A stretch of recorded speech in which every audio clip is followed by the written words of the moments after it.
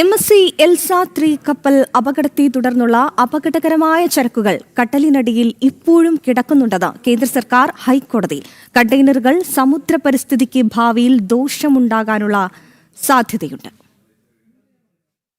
കൊച്ചി തീരത്തെ MSC Elsa 3 കപ്പലപകടത്തെ തുടർന്നുള്ള അപകടകരമായ ചരക്കുകൾ കടലിനടിയിൽ ഇപ്പോഴും കിടക്കുന്നുണ്ടെന്ന് കേന്ദ്ര സർക്കാർ ഹൈക്കോടതി അറിയിച്ചു. കണ്ടെയ്നറുകൾ സമുദ്ര പരിസ്ഥിതിക്ക് ഭാവിയിൽ ദോഷമുണ്ടാകാനുള്ള സാധ്യതയുണ്ട്. കപ്പലും കണ്ടെയ്നറുകളും നീക്കം ചെയ്യണമെന്നും കേന്ദ്ര സർക്കാർ സത്യവാങ്മൂലത്തിലൂടെ ആവശ്യപ്പെട്ടു. കണ്ടെയ്നറുകളും മറ്റും നീക്കം ചെയ്യേണ്ടത് കപ്പൽ കമ്പനിയുടെ ഉത്തരവാദിത്വമാണ്. കടലിനടിയിലെ പരിശോധനയ്ക്ക് നാവികസേനയുടെ സഹായം തേടിയിട്ടുണ്ട്. കാലവർഷത്തിന് ശേഷം മാത്രമേ പരിശോധന സാധ്യമാവുകയുള്ളൂ. നിലവിലെ സാഹചര്യം സുരക്ഷിതമായ പരിശോധനയ്ക്ക് അനുയോജ്യമല്ലെന്നും കേന്ദ്ര സർക്കാർ അറിയിച്ചു. MSC എൽസ 3 കപ്പലപകടത്തെ തുടർന്ന് മത്സ്യത്തൊഴിലാളികൾക്ക് നഷ്ടം സംഭവിച്ചുവെന്ന് ചൂണ്ടിക്കാട്ടി TN പ്രതാപൻ ഉൾപ്പെടെ നൽകിയ പൊതുതാൽപര്യ ഹർജികളിലാണ് കേന്ദ്രത്തിന്റെ സത്യവാങ്മൂലം.